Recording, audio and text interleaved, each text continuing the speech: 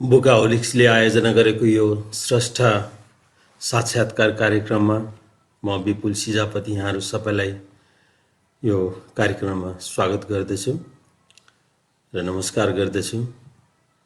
सर्वप्रथम म यो अथर्ववेदको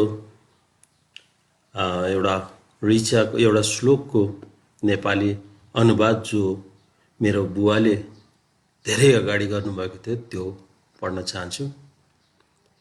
हामी 100 वर्षभन्दा पनि अधिक वर्षसम्म जीवन यात्रा गरौँ, आफ्नो ज्ञान सम्पदालाई बढाएर लग्दै रहौँ, उत्तरोत्तर उत्कृष्ट उन्नतिमा पुग्दै जाउँ, सर्वदा पुष्टि र दृढतालाई प्राप्त गर्दै रहौँ, आनन्दमय जीवन व्यतीत गर्दै रहौँ। आउँ समृद्धि, ऐश्वर्य तथा सद्गुणले अनवरत आफूलाई सुभाषित गर्दै जाउँ। अथर्ववेद 1967:2-8।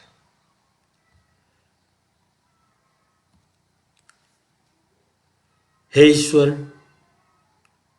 ईश्वर, कसैले बराल्न नसक्ने हाम्रो विवेक होस्, कसैले दबाउन नसक्ने हाम्रो आत्मबल होस्, अन्यायको विरुद्धमा लड्न सक्ने हाम्रो शौर्य होस्, आदर्श पथमा अडिग बढ्ने हाम्रो साधना होस्, अनन्त प्रकाशवान हुने हाम्रो ज्ञान होस्, आफ्नो रचना प्रमाणित हुने हाम्रो आत्मविश्वास होस्, सबै निरोगी हुन्, सबैको जय होस्, सबैको मङ्गल होस्।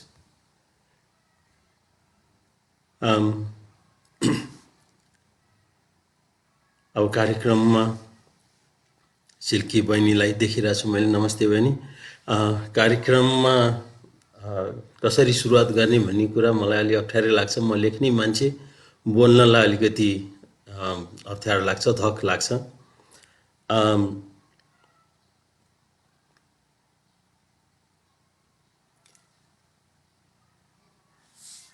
कार्यक्रमको अलिकति सुरुवात चाहिँ नि केही मलाई एउटा साह्रै मन परेको एउटा कविता छ, त्यो कविताबाट म सुरुवात गर्न चाहन्छु। बेइन्तहा मोहब्बत, हिन्दीमा मैले लेखेको एउटा कविता। बेइन्तहा मोहब्बत। ये चांदनी रात, ये बिखरी हुई रोशनी और धीरे धीरे लहरा कर चलती हुई खामोश हवाओं की सरसराहट, हमें यूं लगता है जैसे कि तुम सितारों की चुनरी ओढ़े हुए चुपचाप सीने से लगकर अपनी धड़कनों को मेरी धड़कनों से मिला रही हो और हौले से कह रही हो कि हाँ, मुझे तुमसे बेइंतहा मोहब्बत है। तुम्हारी थरथराती हुई लबों से जब कुछ अल्फाज निकल कर मेरे रूह को छू जाती है और कुंदन कर जाती है मेरे रूह को, तब सारे जहां की फूलों की मासूमियत मेरे चेहरे पे आकर खिलती है। वही खुशबू जिसे तुम अपना कहती हो मेरे जिस्म से उभरती है, तब मेरे अपने होने का एहसास लहू बनकर इतराता हुआ मेरे रगों में झूमता है। जब कभी अपने बारे में सोचता हूँ, बस सामने तुम न उभर आती हो, कभी हंसती हुई, कभी मुस्कुराती हुई, जब कभी हौले से खफा होकर लबों के कोने को दांतों तले दबा लेती हो, तो सारी कायनात का हंसी मेरे होठों पर उभर आती है और हौले से मैं अपने दिल को सहला कर कहता हूँ, हाँ, मुझे भी तुमसे बेइंतहा मोहब्बत है, बेइंतहा मोहब्बत है। धन्यवाद। मेरो सायद अलिकति नेटको कारणले गर्दा होला अलिकति यो अलिकति सुस्त छ। चन्द्र कटवालजी नमस्ते, good, thank you very much. अब कताबाट के सुरुवात गर्ने भन्ने म अलिकति मेसो पाइराखेको छैन। कसैले गजल सुन्ने भन्ने पनि कुरा गर्दै हुनुहुन्छ। म अलिकति गजलको लागि पनि जान्छु।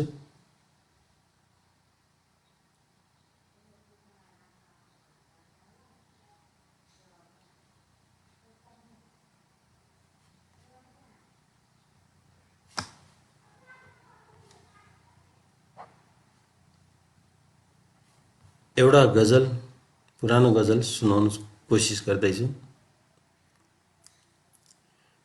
यो मनको आफैलाई भर छैन आजभोलि,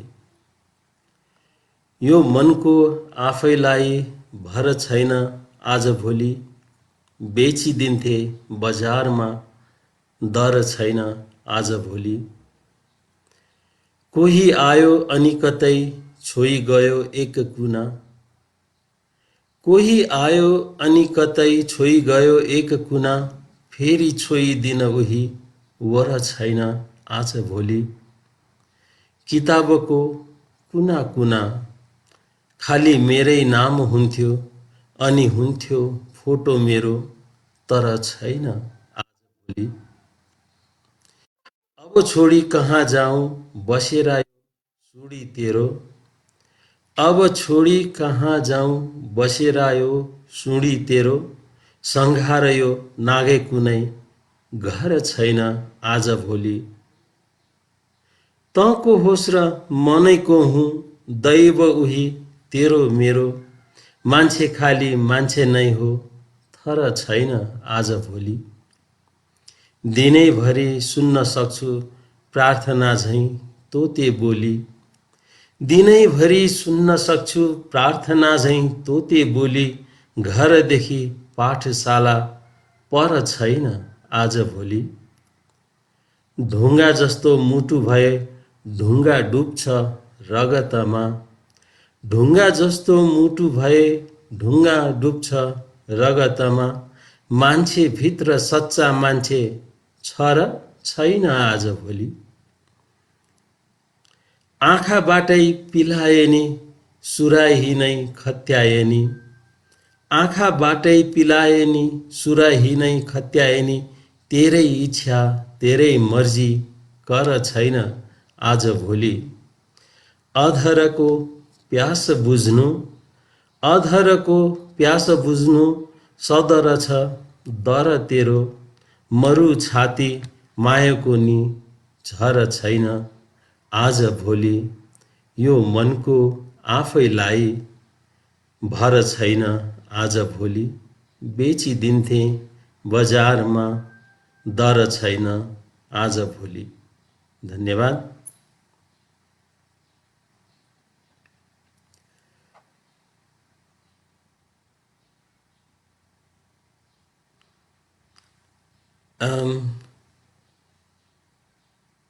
गजल र गजल कविता र गीतहरू, गजल कविता र गीतहरूमा धेरैजसो म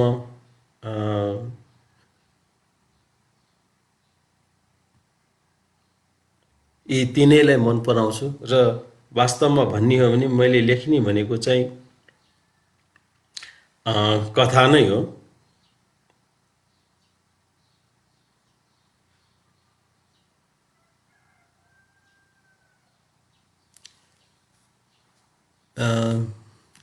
कथाको बारेमा मैले मलाई त्यति धेरै बोल्न आउँदैन। कथाको बारेमा भन्नुपर्दा एउटा साहित्यकार, एउटा साहित्य अनुरागी भनौँ, एउटा साहित्यमा साधना गरिरहेको व्यक्तिको हिसाबले मैले भन्नुपर्दाखेरि समाजमा अथवा मेरा वरिपरि थुप्रै कुराहरू भइराखेका हुन्छन्। धेरै कुराहरूले सायद मेरो मनलाई छोइदिन्छ। यो लेखकहरू अथवा साहित्य अथवा यो काव्यमा लागेका व्यक्तिहरू संवेदनशील हुन्छन्।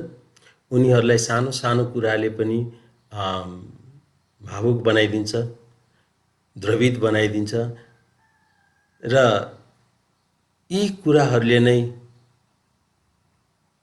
हृदयको अन्तरङ्गमा एउटा भाव उमारिदिन्छ। ती भावहरूलाई नै शब्दमा पोख्ने काम साहित्यकारहरूले गर्छन्। म पनि त्यही गर्छु, सबैले त्यही गर्छ। र मलाई के लाग्दछ भने साहित्य लेख्ने भन्ने कुरा, साहित्यका विभिन्न विधाहरू छन्, ती विधाहरूमा लेख्ने भनेको निबन्ध मात्र हो, जहाँ चाहिँ विचारहरू पोखिन्छ आफ्नो, र बाँकी विधाहरू भनेको चाहिँ नि त्यो लेखिँदैन। त्यो बाँकी विधाहरूको जस्तै कविता भनौँ या गजल भनौँ, यिनीहरू चाहिँ नि फुर्नुपर्छ, भित्रबाट आउँछ। कुनै दिन, कुनै बेला, कुनै समयमा कुनै भाव एउटा मनमा आउँछ, फुर्छ। त्यो फुरिसकेपछि लेख्ने गरिन्छ, र जब लेखिन्छ त्यति बेला लेखेका चाहिँ नि रचनाहरू चाहिँ नि बलिया हुन्छन्।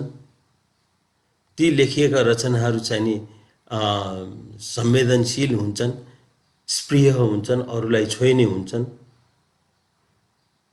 त्यस कारणले गर्दा मलाई के लाग्छ भने ती रचनाहरू चाहिँ नि सरल सहज हुन्छन् भन्ने मलाई लाग्दछ।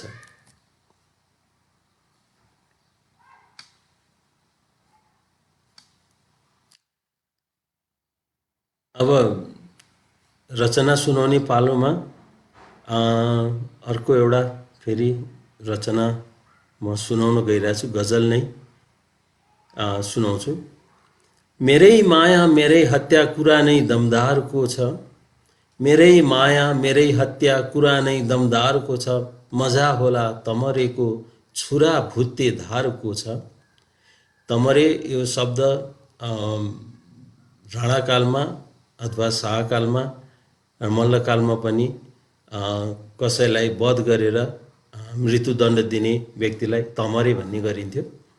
यो शब्द यो यहाँ राखेको छु। मेरै माया मेरै हत्या कुरा नै दमदारको छ, मजा होला तमरेको छुरा भुत्ते धारको छ। उता जिते जिते भन्छ पत्याउँ कि नपत्याउँ, उता जिते जिते भन्छ पत्याउँ कि नपत्याउँ, सहरमा जताततै चर्चा मेरो हारको छ। न सुरा नै थप्छे सुडी, न सुरा नै थप्छे सुडी, न त घुम्टो उठाउँछे, माया हो कि व्यापार हो मामिला दोधारको छ। सुडी शब्द यो रक्सी बनाउने, रक्सी बेच्ने महिलालाई सुडी भन्ने गरिन्छ। जस्तो फारसीमा साकी भनिन्छ, नेपाली भाषामा सुडी छ। न सुरा नै थप्छे सुडी, न त घुम्टो उठाउँछे, माया हो कि व्यापार हो मामिला दोधारको छ। मेरो माया जाँचेपछि तिम्रो माया जाँच भन्यो, मेरो माया जाँचेपछि तिम्रो माया जाँच भन्यो, हिरालाई जाँच्ने मुटु कसी नै बेकारको छ। मेरै माया मेरै हत्या कुरा नै दमदारको छ, मजा होला तमरेको छुरा भुत्ते धारको छ। मलाई साहित्यको बारेमा, अरू कुराहरूको बारेमा लेख्नलाई जति सहज सरल लाग्छ, बोल्नलाई त्यति नै गाह्रो लाग्छ। र के बोल्ने के भन्ने भनेर अप्ठ्यारो नै भइरहेछ। केही प्रश्नहरू यहाँ अहिले हेरिरहनु भएकाहरूले केही प्रश्नहरू राखिदिनु भयो भए सायद मलाई त्यो प्रश्नहरूको जवाब दिनलाई सरल हुन्थ्यो कि भन्ने मलाई लाग्दैछ। ठिकै छ, अहिले केही प्रश्न आएको छैन। म केही आफ्ना रचनाहरू सुनाउँछु। वास्तवमा म कथाकार हुँ, तर कविताहरू पनि लेख्छु, गजल पनि लेख्छु। त्यति राम्रो त लेख्दिनँ होला, आफूलाई त्यति नै राम्रो लेख्छु जस्तो त लाग्दैन। एउटा कविता सुनाउन चाहन्छु। बुद्ध मार्ग।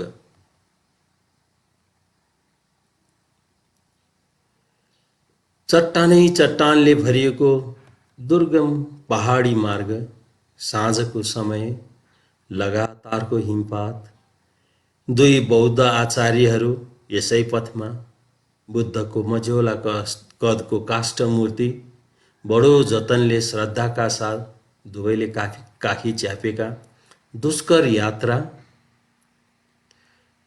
पश्चातको पडाव। चट्टानै चट्टानले भरिएको दुर्गम पहाडी मार्ग, साँझको समय, लगातारको हिमपात, दुई बौद्ध आचार्यहरू यसै पथमा, बुद्धको मझ्यौला कदको काष्ठ मूर्ति, बडो जतनले श्रद्धाका साथ दुवैले काखी च्यापेका दुष्कर यात्रा पश्चातको पडाव। एक चिसो ओढारमा रातसँगै छिप्पिदो हिउँको प्रताप, एक चिसो ओढारमा रातसँगै छिप्पिदो हिउँको प्रलाप, आचार्यहरूको प्राण सङ्कटमा अचानक एउटाले काष्ठमूर्ति अग्निमा होमे, बुद्ध अनि अग्निमा आश्चर्यले नेत्र विस्फारित भए। सार्थक बुद्धलाई त उहिले अग्निले शरण लिइसक्यो। आत्मसाधनको महत्त्व पनि केही हो र? मध्यरातमा काष्ठमूर्तिले ताप दिइरह्यो। मध्यरातपछि अन्ततः दोस्रो बौद्ध आचार्यले पनि पहिलोकै अनुसरण गरे। उषा नयाँ पाठ बोकेर ओढारमा झुल्किन्। बौद्ध आचार्यहरू बुद्ध अवशेष छोडेर बुद्ध मार्गमा लम्किए। धन्यवाद।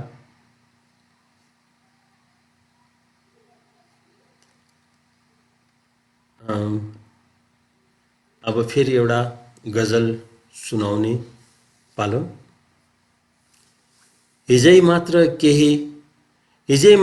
भित्र केही बिझाए झैँ लागेको थियो। हिजै मात्र भित्र केही बिझाए झैँ लागेको थियो।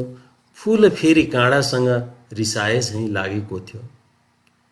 हिजै मात्र भित्र केही बिझाए झैँ लागेको थियो। फूल फेरि काँडासँग रिसाए झैँ लागेको थियो। रोक्दा रोक्दै पलकले केही आँसु झारिदियो। रोक्दा रोक्दै पलकले केही आँसु झारिदियो। मायालुले केही याद बिसाए झैँ लागेको थियो। केही फुस्रो देखिए थियो शशी हिजो साँझ यता। केही फुस्रो देखिए थियो शशी हिजो साँझ यता। जगातमा जुन मेरो तिराए झैँ लागेको थियो। मेरै छाया मेरै अघि अँध्यारोमा छलिएछ। मेरै छाया मेरै अघि अँध्यारोमा छलिएछ। उज्यालोले मौका पाई गिजाए झैँ लागेको थियो। मैले मुटु पनि मलाई नै हेर्दै थियो। मैले मुटु पनि मलाई नै हेर्दै थियो। दुवैलाई कहीँ कतै बिराए झैँ लागेको थियो। चारैतिर अनायासै ज्योति छायो घमाइलो। सास फेर्ने ढोका उसले सिलाए झैँ लागेको थियो। धन्यवाद।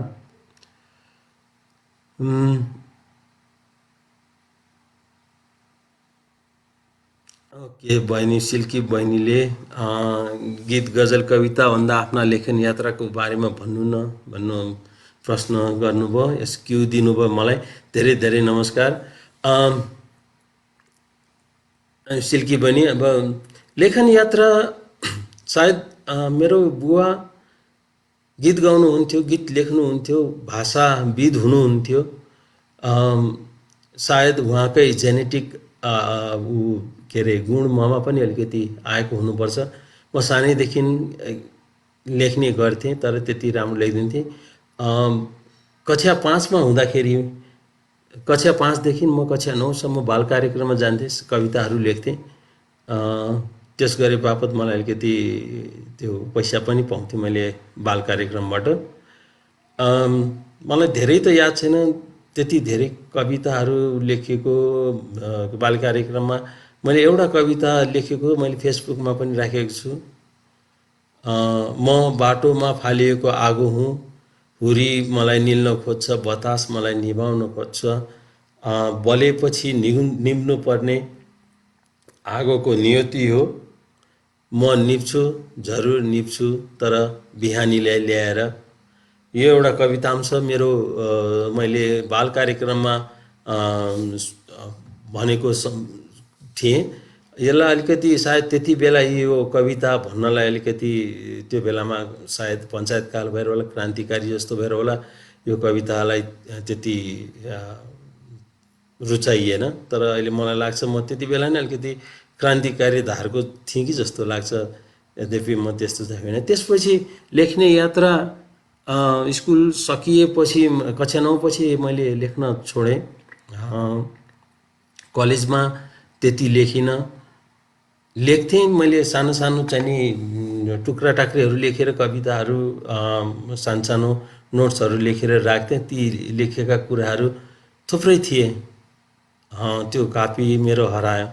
त्यसपछि मैले लेख्न सुरु गरेको 1997मा म त्यो बेलामा युरोपमा थिएँ। मेरो श्रीमती आएर आएको थियो अनि उसलाई एयरपोर्टमा फर्किने बेलामा एयरपोर्टमा पुर्याइसकेपछि, एयरपोर्टमा पुर्याएर उसलाई फर्काइसकेपछि जब म घर आएँ, त्यसपछि त्यो कोठामा उसले छोडेका सामानहरू, उसको चुराहरू, उसको केही लुगाहरू, उसको एकदम न्यास्रो लाग्यो। ऊ फर्किसकेपछि मलाई अझ थुप्रै 8-9 महिना बस्नु थियो त्यहाँ। त्यो न्यास्रो लागिसकेपछि मलाई त्यो साँझ साह्रै विरक्त लाग्यो। अनि मैले के गरौँ भावेर मैले मसित एउटा डायरी थियो, मैले डायरीमा लेख्न थालेँ। लेख्दा लेख्दै त्यो एउटा चाहिँ नि आत्मलाभ गरिएको, आफैसँग कुरा गरिएको एउटा कथा जस्तो हुन पुग्यो। माफ गर्नुहोला। अनि त्यो दिन त्यत्तिकै भयो। भोलिपल्ट अफिस गएँ। अफिस गएर फर्केर आइसकेपछि मैले जब त्यो चाहिँ नि आफूले लेखेको कुरा पढेँ, त्यसपछि मलाई एक प्रकारको के बोध भयो, अरे म त लेख्न सक्दो रहेछु त भने मलाई त्यो चाहिँ नि आत्मलाभ गरेको कथा चाहिँ नि मैले फेरि त्यसलाई एकबाजी साफी गरेँ र उनी गएको साँझ भन्ने एउटा मैले पहिलो कथा लेखेँ। त्यसपछि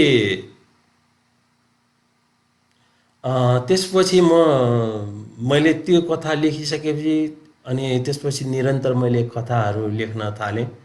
र जब फेसबुकको भयो, सुरुवात भयो 2008 तिर होला। 2008 देखि मैले फेसबुकमा वालहरूमा पनि लेख्न थालेँ।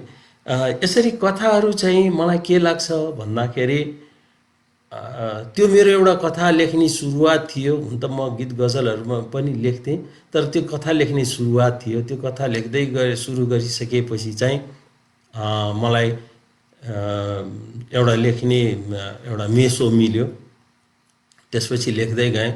कथाकोमा चाहिँ के लाग्छ मलाई भन्दाखेरि म एउटा संवेदनशील, हरेक लेखक भित्र एउटा नारी अस्तित्व पनि हुन्छ भन्ने मलाई लाग्छ। जुन कुरा मैले बिर्हन्नला भन्ने एउटा लेखमा राखेको थिएँ कि पुरुष भइकन पनि सृजना गर्ने, जन्माउने कुरा भने चाहिँ नि जहिले पनि नारीहरूबाट हुन्छ।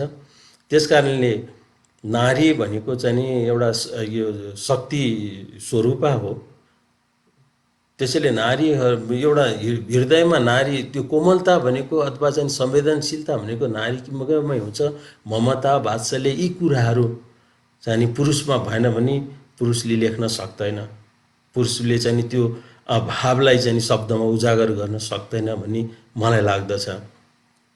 त्यसकारणले गर्दाखेरि त्यो जब कुनै कुराले, कुनै दृश्यले, कुनै घटनाले अथवा कसैको केही संवादले चाहिँ नि यी सूत्रहरू हुन्, कथा लेख्ने अथवा कुनै सिर्जना गर्ने सूत्रहरू हुन्। ती सूत्रअनुसार चाहिँ कथाहरू लेख्न मलाई प्रेरणा मिल्छ। म लेख्छु। मैले लेख्दाखेरि स्पेसली साँझ 10 बजेपछि, 10 साढे 10 बजेपछि जब सबै सुत्छन्, चकमन्न हुन्छ, त्यति बेला मलाई चाहिँ धेरै कुराहरू चाहिँ नि फुर्छन्। म त्यो गर्छु, लेख्छु। लेख्दै जाँदाखेरि धेरै कथाहरू मलाई, आफूले लेखेका कथाहरू मलाई मनपर्छ। र मैले लेख्ने कथाहरूमा मलाई ज्यादा संवेदनाका कथाहरू म लेख्न सक्दिनँ। मलाई त्यो के लाग्छ भने संवेदना भन्ने कुरा चाहिँ ज्यादै यो धेरै गरुङको शब्द हो र यसलाई शब्दमा चाहिँ नि उतारेर चाहिँ नि के अरे कसैलाई थोरै समय संवेदनशील बनाउन सकिन्छ, तर हरेक उसमा चाहिँ नि यसलाई चाहिँ नि साहित्यमा ढालेर एउटा चाहिँ नि संवेदनाको व्यापार गर्ने जस्तो मलाई लाग्छ। किनभने यो क्षणिक कुराहरू हुन्, हरेक कुराहरू क्षणिक कुराहरू हुन् र मैले लेख्ने कथाहरूमा, मैले लेख्ने के अरे लेखहरूमा अथवा कथाहरूमा, उपन्यासमा पनि मलाई चाहिँ त्यसमा चाहिँ नि तथ्य र चाहिँ नि तर्क दुईटा कुराहरू मलाई साह्रै मनपर्छन्। तथ्य बिना पनि लेखिन्न, जस्तो काव्य भने अथवा चाहिँ भनौँ न फ्याक्ट र फ्रिक्सन दुईटा हो। फ्याक्ट थोरै हुन्छ, फ्रिक्सन धेरै हुन्छ, तथापि फ्याक्ट हुनुपर्छ। बिना फ्याक्टको चाहिँ अथवा चाहिँ तथ्य रहित चाहिँ नि कुनै लेख रचना अथवा साहित्य पनि चाहिँ नि त्यो दिगो रहँदैन भन्ने मलाई लाग्छ। संवेदनात्मक लेखाइहरू, संवेदनात्मक रचनाहरू चाहिँ थोरै समयको लागि हो, त्यसले छोटो समयलाई सम्बोधन गर्छ। तर लामो समयसम्म जानको लागि, लामो समयसम्म रहिरहनको लागि र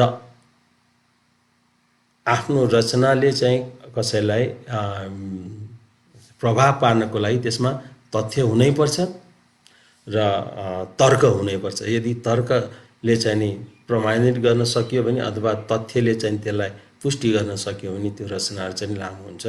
यसरी मेरा कथाहरूमा चाहिँ नि यी कुराहरू धेरै हुने गर्छन् र यस्तै लेख्दै जाँदा धेरै कथाहरूमा मलाई याद आउँछ, एउटा कथा छ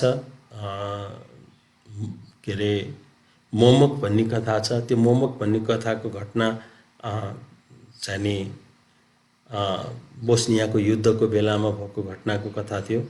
त्यो कथामा चाहिँ नि एउटा मृतकले चाहिँ नि एउटा मोमक भने काम कुरो छिनिएको चाहिँ केटो, बिहेबारी गर्नलाई तयार भएको केटो, त्यो केटोको मृत्यु हुन्छ र उसलाई आफ्नो प्रेयसीको आँखा असाध्यै मनपर्छ। त्यो प्रेयसीको आँखा अरूले चुम्दिँदाखेरि त्यसको रियाक्सनमा चाहिँ, प्रतिक्रियामा चाहिँ त्यो केटीले भन्छन्, तिमी मेरो शरीरलाई खेल्न सक्छौ तर मेरो आँखामा नचुम, मेरो आँखा मेरो मोमकको चिनारी हो, नासो हो भनेर त्यो एउटा कथा, त्यो पनि त्यो घटना त्यो छ। कतिपय घटनाले चाहिँ, कतिपय कथाहरू चाहिँ नि, जस्तो एउटा कथा मलाई लघुकथा हो, त्यो मलाई साह्रै मन परेको लघुकथा हो। सेतो सुपारी भन्ने लघुकथा। मेरो असाध्यै प्रिय भाइ आनन्द श्रेष्ठ जो अहिले अमेरिकामा हुनुहुन्छ, उहाँसँग मेरो साह्रै मिठो आत्मीयता छ, भित्री हाम्रो एउटा सम्बन्ध छ। उहाँले एक दिन मेरो वात्सल्य मेरोलाई चाहिँ नि उ गरे जस्तो लाग्यो, अलिकति उहाँले विश्वास नगरे जस्तो लाग्यो। मैले त्यो सेतो सुपारी भन्ने लघुकथा लेखेँ। त्यस्तै अरू कथामा ठगी कथा एउटा छ। एकपटक मेरो श्रीमतीको एकजना साथीले चाहिँ नि कृत्रिम गर्भाधान गरिसकेपछि त्यो हामी दुईजनाको संवादमा, अरे अब न बाउले बाउ भन्न पाउने, न आमाले आमा भन्न पाउने भन्ने हिसाबमा चाहिँ त्यो तर्क गर्दा गर्दै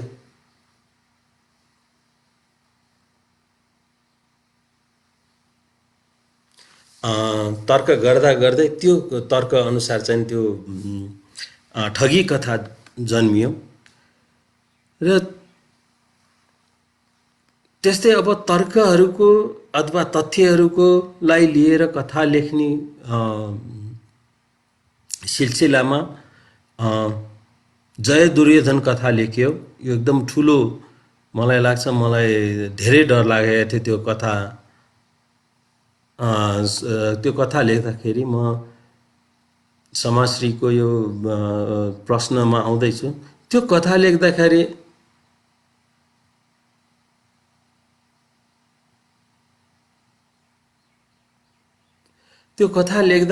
मलाई डर लागेको थियो। त्यो एउटा महाभारतको विनिर्माण थियो। त्यो महाभारत कथालाई दुर्योधनको दृष्टिबाट हेर्नुपर्ने, दुर्योधनको दृष्टिबाट हेर्दाखेरि दुर्योधन ठिक हो भन्ने कुरामा मैले त्यो विनिर्माण गरेर कथा लेखेको थिएँ। तर त्यो कथामा भएका जति पनि तथ्यहरू छन्, जति पनि तर्कहरू छन्, त्यो महाभारतबाटै लिएको हुन्। त्यसमा कुनै मैले आफ्नो चाहिँ नि आफूले चाहिँ नि फेब्रिकेटेड गरेर राखेको कुनै पनि तथ्य तर्कहरू छैनन्।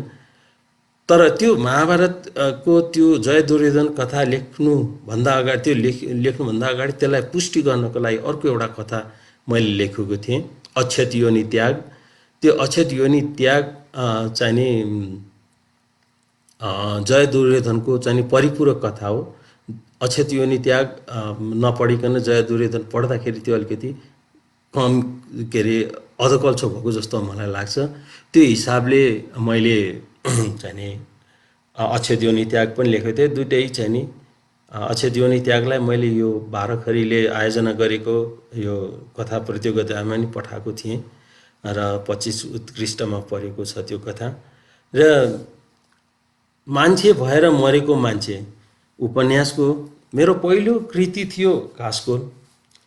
मान्छे भएर मरेको मान्छे को बारेमा सोध्नु भइरहेको छ। म उहाँलाई मान्छे भएर मरेको मान्छे उपन्यास हो। यो उपन्यास सुरुमा मैले यसलाई कथा नै लेख्ने भन्ने विचारमा थिएँ, कथा नै लेख्दै थिएँ। तर यसलाई कथाले चाहिँ यो त्यो कथामा चाहिँ मैले जस्टिफाई गर्न सक्दिनँ भन्ने जस्तो मलाई लाग्न गयो र चाहिँ नि मैले मान्छे भएर मरेको मान्छे उपन्यास लेख्नुपर्ने भयो। यो उपन्यासमा मैले मेरो विवेकले भ्याएसम्म, मेरो बुद्धिले, मेरो तर्कले दिएसम्मको एक साधारण मान्छे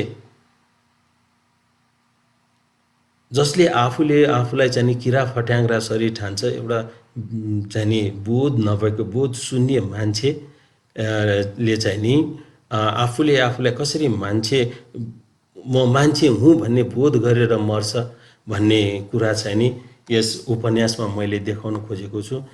किनभने संसारमा हजारौँ लाखौँ मान्छेहरू जन्मिए, हजारौँ लाखौँ मान्छे मरे, तिनीहरूको कुनै लेखाजोखा छैन। तर केही यस्ता मान्छेहरू छन्, ती मान्छेहरूले एउटा सानो कृति राखेर गए, आफ्नो नाम चलाएर गए, उनीहरू अजर भए, अमर भए। त्यो पनि एउटा मृत्यु हो। तर त्यो मृत्युभन्दा पनि साधारण मृत्युमा पनि यदि मान्छेले आफूलाई नबुझिकन म के हुँ, कसो हुँ, सत्य के हो, असत्य के हो आदि इत्यादि कुराहरू नबुझिकन त्यसै चाहिँ नि एउटा किरा फट्याङ्ग्रा सरी मर्नु भनेको चाहिँ नि, त्यो मृत्यु भनेको चाहिँ नि मलाई लाग्छ धेरै निकृष्ट मृत्यु हो। जसरी हामीले आज यो कार्यक्रम गरिराखेका छौँ, यो कार्यक्रममा यतिजना थुप्रै यहाँ मेरा साथीहरू आउनुभएको छ। यो कार्यक्रम चलाउनको लागि बुक्का हर्लिक्सले जति चाहिँ नि गरेको छ, एउटा यी कुराहरू सगुना म्याडमले जुन चाहिँ नि यो कार्यक्रम सुरु गर्नु हजुर भनेर मलाई फोन गर्नुभएको थियो, मलाई पनि साह्रै खुसी लाग्यो। अरे उहाँ एउटा बिरामी हुनुहुन्छ, उहाँले आफ्नो व्यक्तिगत तर्फबाट यो साहित्यिक क्षेत्रलाई उठाउनु भएको छ। धेरै वर्षदेखि म उहाँलाई पनि म धेरै नै कदर गर्छु, एउटा विदुषी हुनुहुन्छ। यी कुराहरू, साना साना कुराहरू हामीले यो साहित्यिक उसमा चाहिँ गरिरहेको के त भने, साहित्य भनेको जीवनलाई कण कणबाट, जीवनलाई कोण कोणबाट बुझ्ने एउटा सरल साधन हो। त्यस कारणले गर्दाखेरि साहित्यमा लाग्नु, साहित्यले आफ्नोलाई बुझिन्छ, जीवनलाई बुझिन्छ, जगतलाई बुझिन्छ, अरूको दृष्टिकोणबाट बुझिन्छ। हरेक कुरालाई हेर्ने चाहिँ 360 डिग्री हुन्छ, त्यसको अर्को पाटो पनि हुन्छ, त्यसको अर्को पाटोबाट हेर्दा फेरि अर्को 360 डिग्री भन्दाखेरि 720 डिग्रीबाट जिन्दगीलाई बुझ्न पाउनु, जीवनलाई बुझ्न पाउनु, जगतलाई बुझ्न पाउनु र बुझिने यो साधन तत्त्व यही साहित्य हो भन्ने मलाई लाग्छ। र मान्छे भएको मान्छेमा मैले यो कुनै चाहिँ नि यो माओवादी धुन्धको बेलाको कथा यो होइन। यसलाई चाहिँ मैले पञ्चायतकालदेखि, राणा शासनदेखि, पञ्चायतकालदेखि र अहिले माओवादी द्वन्द्वमा समेतको यो दृश्य परिदृश्यहरू त्यही बेलाका हुन्। र यसमा धेरै मैले चाहिँ लामो लेखेको छैन, किन भन्दाखेरि पढ्ने पाठकहरूसँग समय छैन। शब्द धेरै थोपार्दैमा अथवा चाहिँ धेरै कुरा लेख्दैमा पनि कुनै साहित्य गहन हुन्छ भन्ने कुरा मलाई लाग्दैन। किनभने मैले विश्वेश्वर प्रसाद कोइरालाको मोदी ऐन उपन्यास पढेको छु। धेरै छैन, ठुलो छैन, लामो छैन, तर त्यो गहन छ, सशक्त छ। थोरै लेखेर पनि धेरै कुरा गरिएका छन्, त्यसमा धेरै कुरा भनिएका छन्। नमस्ते रिद्धि भाइ, नमस्कार। त्यस कारण गर्दा मैले यसमा धेरै कुरा लेखेको छैन र सिम्बोलिक रूपमा धेरै कुराहरू भन्न खोजेको छु उपन्यासमा। र अहिले हाम्रो गीत गजलहरूमा धेरै चाहिँ नि हाम्रा पुस्ताका